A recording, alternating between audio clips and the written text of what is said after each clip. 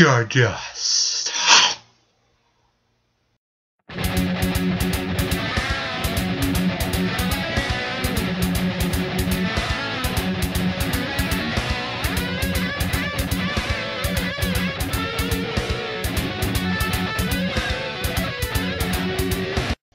I will admit that this episode of Raw last night actually entertained me for the most part. There were not a lot of major big issues on the show last night, and it's funny because a couple of weeks ago they had Raw. It wasn't all that great. The week after, which was last week's, improved a little bit, but not very much.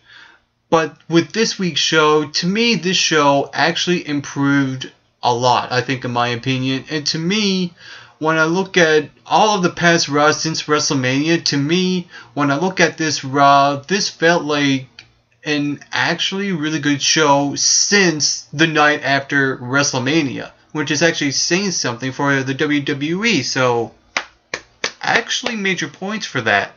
So, with that being said, let's just get right down to it. The biggest win that I really did enjoy of this episode of Raw was the first hour of the show. It was paced and flowed very well. Not a lot of nitpicky big issues that I had. The show started off great. You had all the superstars lined up on stage, and the Authority comes out, and Triple H and Stephanie McMahon, they cut a promo. They talk about the people that are there, and they're going to be in a battle royal, and they go on and talk about how they want to improve yourselves and prove to us that that you have something to offer. And they talk about people needing to have a deserving WWE World Heavyweight Champion, and announce that we're going to have a battle royal later on to determine who's going to be in this Money in the Bank title match for the main event. And the funny thing is, as I looked at the superstars that were lined up all on stage, there were divas there, and here I'm thinking, are they going to be in the Battle Royal? What's going on? They're Triple H? Are you talking about everyone, or just the guys? That was interesting, I thought. And he goes on to talk about other things as well, like Dean Ambrose and Roman Reigns will not be in the match because of what happened last week, and also John Cena. And I thought that actually caught me off guard, because when I saw John Cena there up on stage, I'm thinking, okay, he's going to be in the Battle Royal and he's going to win the Battle Royal. This is where they're going to go. But that actually caught me off guard only a little bit. And I like how Triple H put John Cena in a different situation, because he's going to face Kane in a stretcher match, which I'm just going to bash and trash the hell out of at the end of this video. And don't worry, it's coming. So, but the idea of things not going unpunished with the Authority, with John Cena, that I actually did enjoy. Moving on, we get to see a really good match here with Dolph Ziggler and Seth Rollins. These two going one-on-one. Dolph Ziggler goes over in a DQ type of fashion here. I thought these two had really good chemistry in the ring. These two just mesh well. I just have no complaints when Dolph Ziggler and Seth Rollins are in a match together. They're creating gold. They tell a really good story while they're wrestling inside the ring. And I think that the WWE needs more of this. We need to see more of matches between Seth Rollins and Dolph Ziggler, and have the different a variety kind of match that will never get old. It's just one of those things. And you have basically what happens is that you have Dean Ambrose come out and attack Dolph Ziggler, and this is selling the whole feud between Rollins and Ambrose. And what happens is that Ambrose cuts a promo, says, "I want you, Rollins, one-on-one." You see Triple H come up on the screen and says, "Well, Dean Ambrose, you will go one-on-one tonight, but I'm afraid I've got some bad news. You're going to have to face Wade Barrett, I should say Bad News Barrett, one-on-one, non-title match." Out he comes. They have a match, and this was actually a pretty good match as well. And the one thing that I actually enjoyed from the Dolph Ziggler, Seth Rollins, and Barrett and Ambrose match is that these two segments just flowed so well together. It was just very smooth flow, awesome. It was just nice, refreshing, knowing that the WWE had not so good Raws in the past. But with this one, this was great. You had Dean Ambrose versus Bad News Barrett, and I like that Dean Ambrose is in his street clothes, and I like to keep Dean Ambrose in those street clothes wearing the jeans. It kind of adds to his lunatic fringe character, and while he's wrestling in the ring, it's weird. It's so, how would I describe it? It's like, okay, he nails a lariat clothesline, and you kind of couldn't tell if he was selling a move or doing a move, but you end up noticing that he's actually doing a move instead of selling it. It's weird that he can portray that in the ring, make you think one thing, but he's actually doing something else. And that's also another little thing I enjoy from Dean Ambrose. I mean, this is a guy who is a lunatic fringe character. He's selling this match really good in the ring. So was Wade Barrett, and I like how this match ended as well.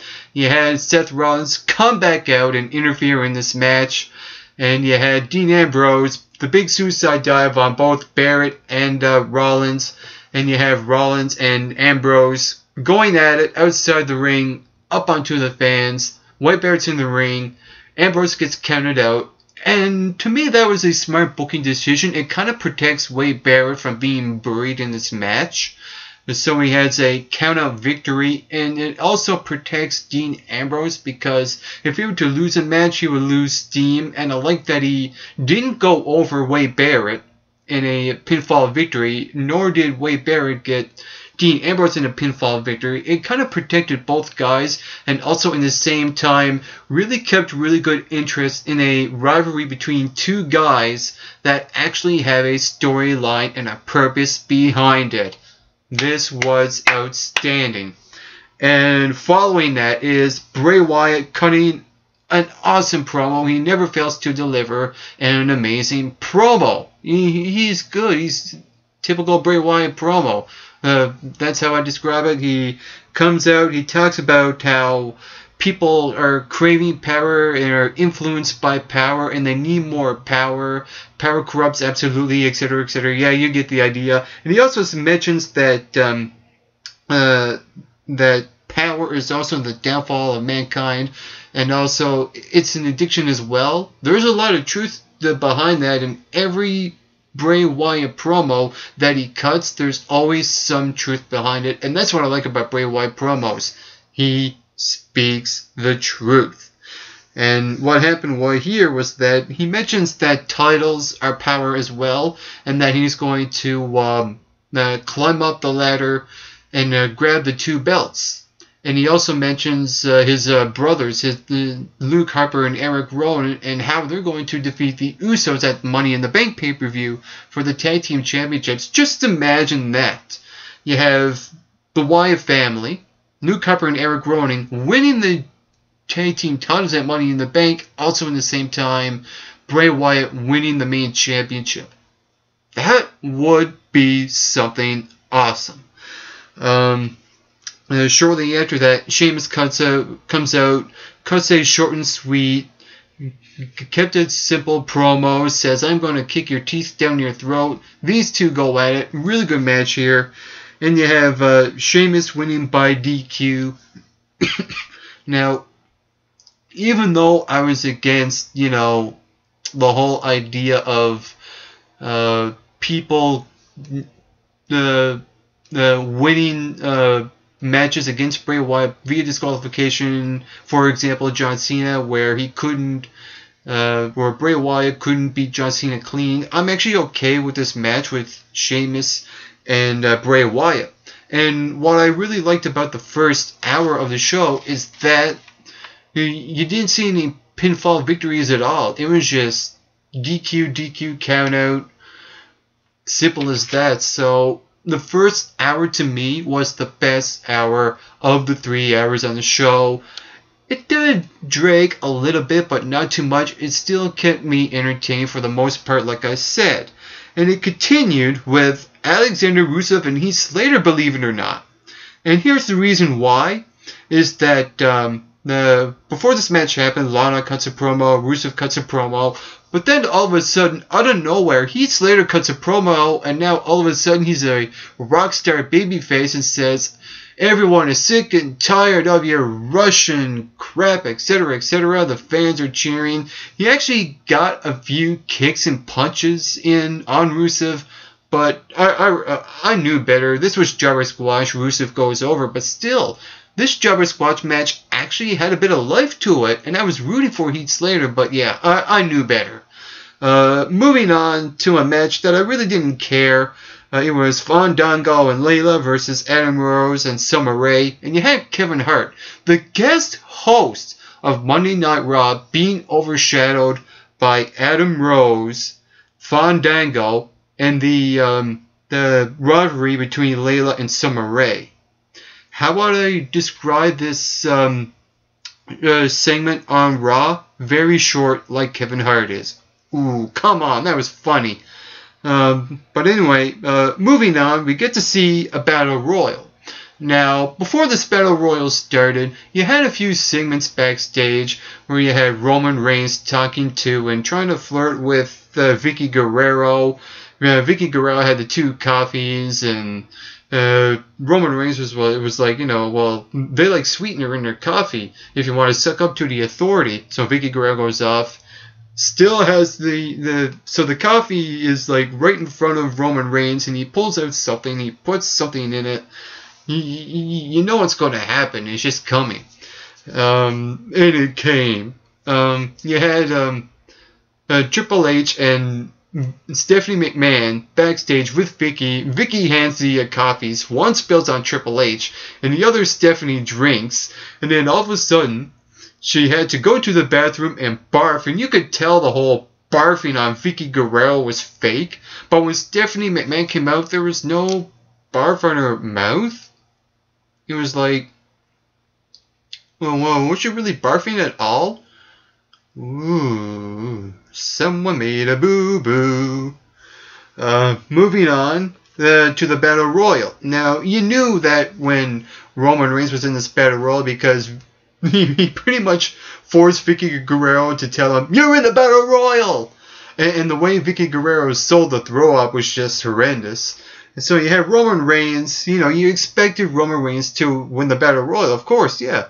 And to me, this was a decent match, and it actually got exciting around the last few minutes where you had Roman Reigns dominating this match. You end up having, at one point, I thought Bo Dallas was going to win.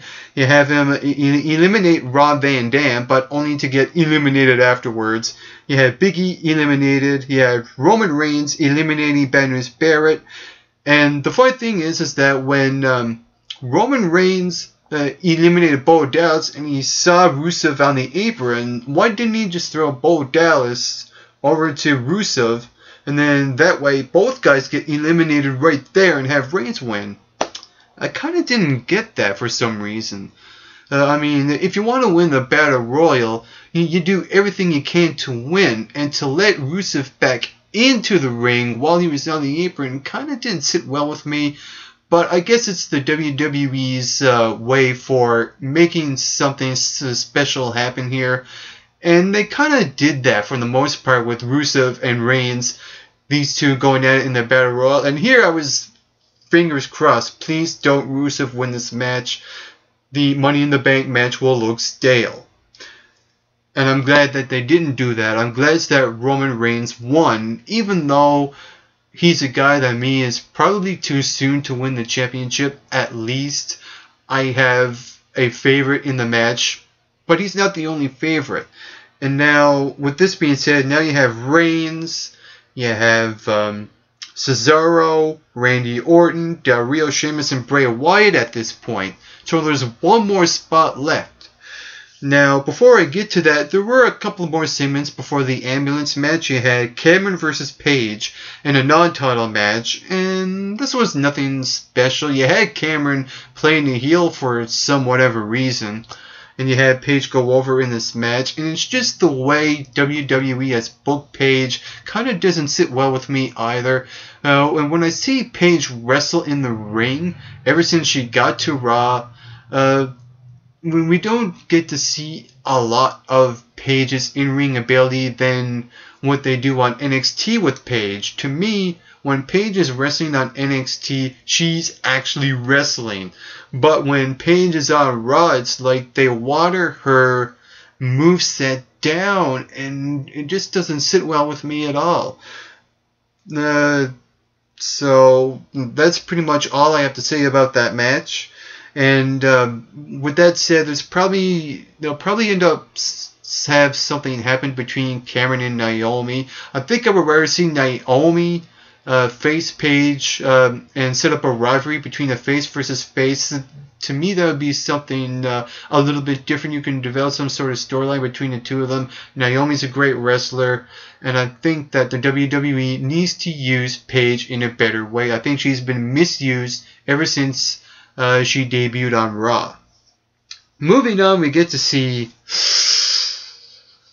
Goldust and Stardust teaming up against Ryback, and I love this segment a lot. You just knew that when you saw that figure come out after Goldust, you knew it was Cody Rhodes when he turned around and he does this whole hand thing and he's smiling with the face paint, the gold and stuff.